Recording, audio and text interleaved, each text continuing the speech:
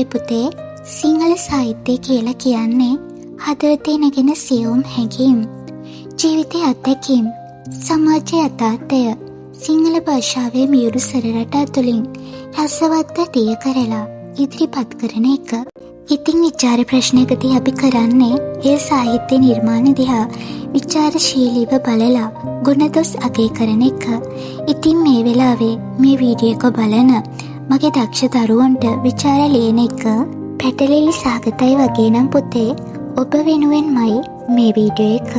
උසස් පෙළ විෂය නිර්දේශයේ ඔබට නියමිත සාහිත්‍ය කෘතිවලින් එන විචාර ප්‍රශ්න ලියද්දි පුතේ, ඒ හැම විචාර ප්‍රශ්නයකටම ඔබටම ආවේනික ආකෘතියක් භාවිතා කරනවා නම් විචාර ප්‍රශ්න ඔබේ ලේසිම ප්‍රශ්න බවට පත්වෙයි.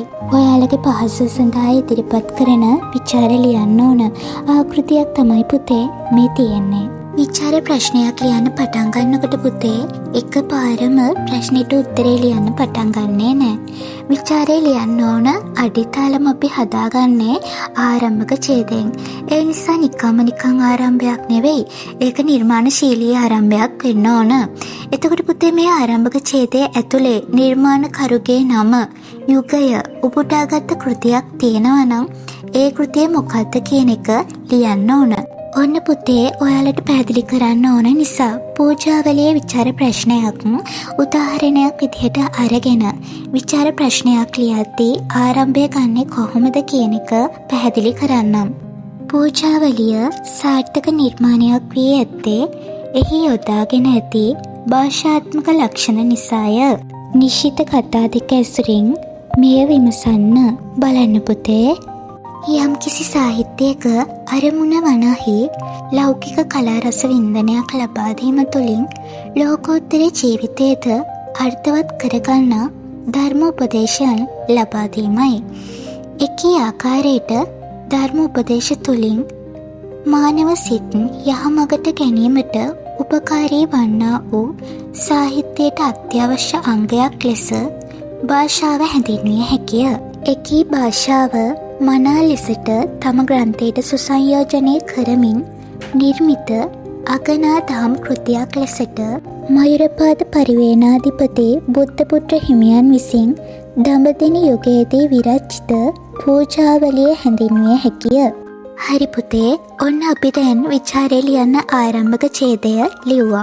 ඔයාලට විචාර ප්‍රශ්නවලදී ආරම්භක ඡේද ලියන්න අමාරු නම් විචාර ප්‍රශ්නවලට දාන්න පුළුවන් ආරම්භක ඡේද ගැනත් මම වීඩියෝ එකක් කරලා තියෙනවා පුතේ, ඒක බලන්න. හරි පුතේ, ඊළඟට ඡේදයේ අගට ප්‍රශ්නය සම්බන්ධ කිරීම කරන්න ඕන.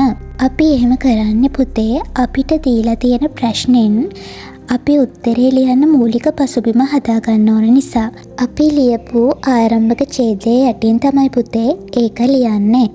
හරි, බලන්න පුතේ. එකී කෘතිය සාර්ථක නිර්මාණයක් වී ඇත්තේ කතුවරයා යොදා ඇති නිර්මාණාත්මක භාෂා ලක්ෂණ නිසාය. හරි, ඊළඟට බලන්න. කතා දෙක අන්තර්ගත කිරීම කියන්නේ අපි දන්නවා පුතේ, අපිට තියෙන පුරාතන ගද්‍ය පොතේ සද්ධර්ම රත්නාවලියට නියමිත කතා වස්තු දෙකක් තියෙනවා. ඒ වගේම පූජාවලියට නියමිත කතා වස්තු දෙකක් තියෙනවා.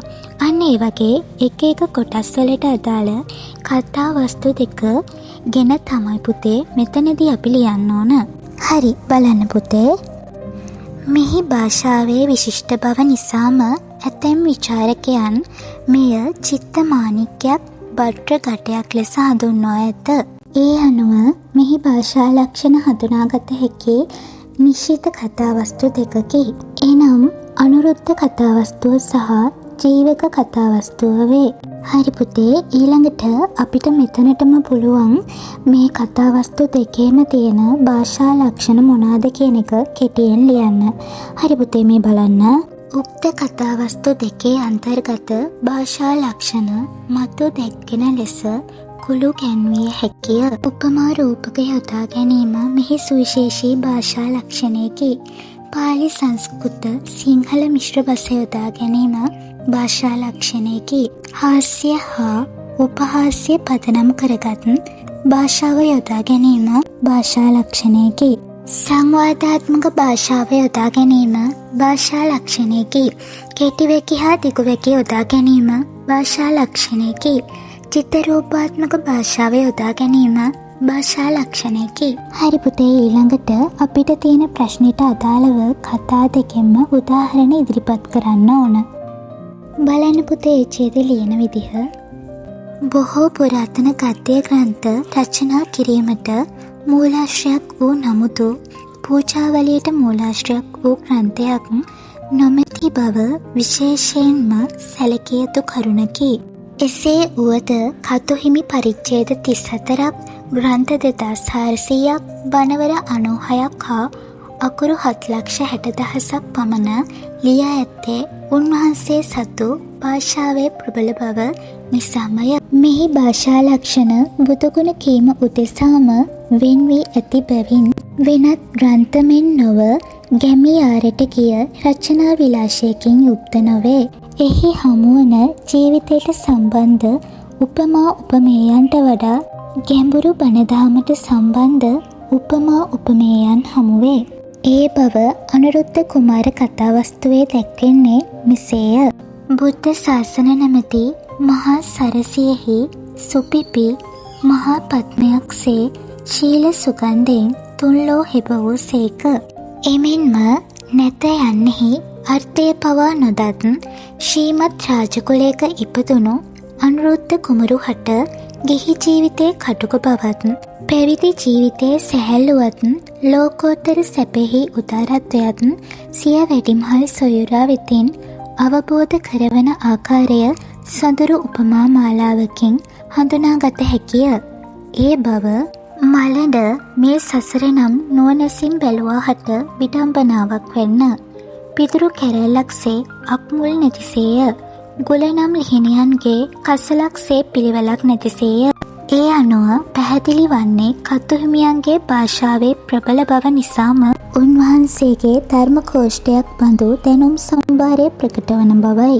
හරි, ඊළඟ ඡේදය බලන්න පුතේ.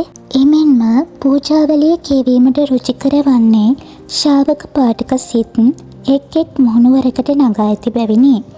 ඒ අතර එක් මුහුණුවරකි හාස්‍ය හා උපහාස්‍ය පදනම් කරගත් භාෂාව. ඒ බව ජීවක කතාවස්තුවෙන් මෙසේ ගෙනහැර දැක්විය හැකිය. අපගේ දෙවියෝ උතුණියෝය, දරු උපතක් සිටිනා සැටිය, නොබෝ කලකින් දරු කෙනෙකුන් නොදනාසේක. හරි පුතේ, අපි මේ විදිහට එක කතාවකින් 3 ගානේ වගේ ප්‍රශ්නෙට අදාළ උදාහරණ 6ක් විතර දැම්මනම් ප්‍රමාණවත්. හරි, ඊළඟට අපි අපේ විචාරය අවසන් කරන්න ඕන. එතනදි පුතේ අපි උත්තරයට ලියපු සමස්තයම සාරාංශ කරලා කියන්න ඕන. ඒ වගේම ප්‍රශ්නෙට අදාළව නිගමනයන් දෙන්නත් ඕන. බලන්න පුතේ, අපි අවසන් කරන විදිහ. ඒ අනුව ගම්ම්‍ය වන්නේ පූජාවලිය භාෂා අලංකාර භාෂා ප්‍රයෝගයන්ගෙන් පොහොසත් වූතුන් අලංකාරවත් වූතුන් මනහර වූතුන් නිර්මාණයක් බවයි. එහි සාර්ථකත්වය ගොඩනැගී ඇත්තේ භාෂා ලක්ෂණ නිසයි. සෑම පැතිකඩෙන්ම නිරීක්ෂණය කර බැලීමේදී මේ සාර්ථකත්වය හඳුනාගත හැකිය. කතුහිමිගේ භාෂා භාවිතයේ විචිත්‍රත්වය නිසාම මෙම නිර්මාණය අදත් හෙටත් මතුවටත් අලංකාර නිර්මාණයක් ලෙස සහෘද පාඨක ජනයා අතර වැජබෙන බව නොඅනුමානය. හරි පුතේ, ඔන්න අපි අපේ ආකෘතියට අනුව විචාර ප්‍රශ්නයක් ලියන විදිහ ගැන කතා කළා. ඒ වගේම තමයි පුතේ විචාර ප්‍රශ්නයකට උත්තරයක් ලියද්දී ඔයාලගේ ලකුණ වැඩි කරගන්න පුළුවන් තවත් පුංචි ක්‍රම ටිකක් මම කියන්නම්. ඔයාලා ප්‍රශ්නෙට අදාළව ලියන උදාහරණ එහෙමත් නැතිනම් උද්දෘත ලියද්දී ඒවා හයිලයිට් වෙන විදිහට ලියන්න. ඒ කියන්නේ ඔයාලා උත්තරේ නිල් පෑනෙන් ලියාගෙන යනවා නම් උදාහරණේ කළු පෑනෙන් ලියන්න. එහෙම පෑන් මාරු කරලා ලියන්න තරම් කාලෙ මදි නම් පුතේ ඔයාලා ලියන පෑනෙන්ම උදාහරණ වලට යටින් ඉරක් අඳින්න. අනිත් දේ තමයි පුතේ මං කියලා දුන්න වගේම ඡේදයක් අගට අනිවාර්යෙන් ප්‍රශ්න සම්බන්ධ කරන්න. ඒකත් පුතේ හයිලයිට් වෙන විදිහටම කරන්න. එතකොට පුතේ ඔයාලටත් ඔයාලගේ උත්තර පත්‍ර පරීක්ෂකවරයාටත් තේරෙවි ප්‍රශ්නෙන් පිට යන්නේ නැතුව ප්‍රශ්නෙට අදාළවම උත්තර ලියලා තියෙනවා කියන එක ගැන. අනිතේ තමයි පුතේ විචාරය ලියද්දී සාහිත්‍යමය නිර්මාණශීලී වචන භාවිතා කරන්න. ගැළපෙන විදිහට ඡේද වෙන් කරන්න. දවසකට එක විචාර ප්‍රශ්නයකට හරි පුතේ පිළිතුරු ලියන්න. මම දන්නවා මේ වීඩියෝ එක බලන ඔබ ගොඩක් දක්ෂයි. ඉතින් මම මඟ පෙන්වීමක් කරා විචාර ප්‍රශ්නයකට උපරිම ලකුණු ගන්න තරම් දැන් ඔබ සූදානම්. වීඩියෝ එක හොඳයි කියලා හිතනවා නම් පුතේ ලයික් කරන්න, යාළුවන්ටත් බලන්න ෂෙයා කරන්න. මොනවා හරි ගැටලුවක් තියෙනවා නම් පුතේ කමෙන්ට් එකක් දාන්න. අලුත් වීඩියෝ එකකින් ආයෙත් දවසක හමු වෙමු.